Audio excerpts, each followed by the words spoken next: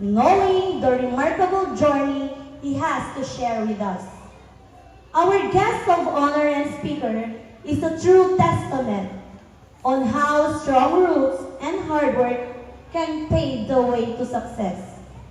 Born on April 21, 1991, he currently resides right here in Guliman, Malasiki, Pangasinan.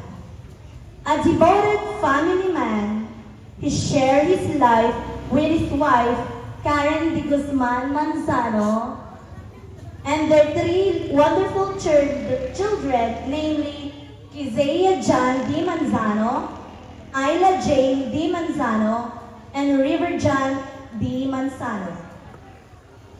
He draws strength from the legacy of his late grandmother, Florentina Manzano, and his grandfather and guardian, Jose M. Manzano. A powerful reminder of how family and mentorship shape who we become. Most importantly, he is the one of our very own alumni.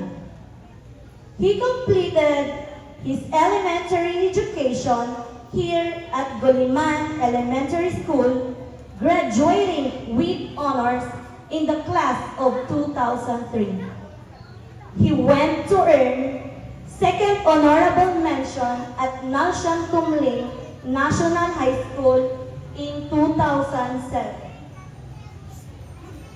Achieved highest honor at iTech Computer Academy in Malasiki, and later earned his Bachelor of Secondary Education major in Social Studies from Pangasinan State University, making him a licensed professional teacher.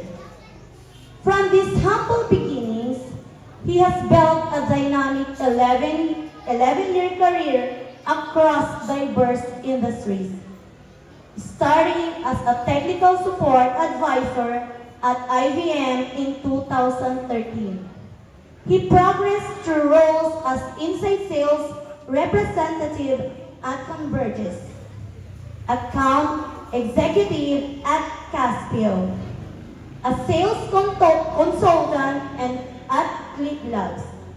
He later served as account manager at Monoprice, advanced to leadership.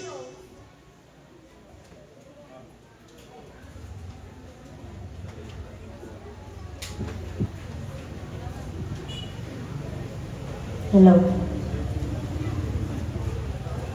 As account manager at Monoprice, advanced to leadership role at Social 27, and currently holds the position of renewal account executive at NATO, where he previously served as business development manager and account manager.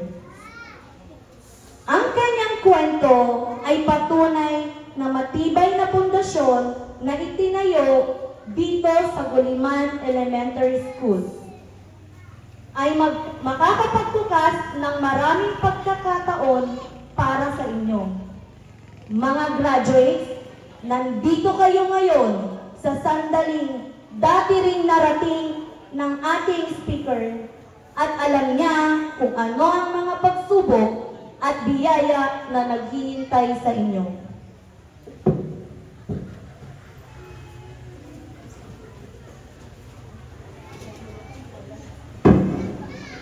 So, without further ado, please join me in giving a thunderous round of applause for our guest of honor and commencement speaker, Mr. Nathaniel John M. Manzano.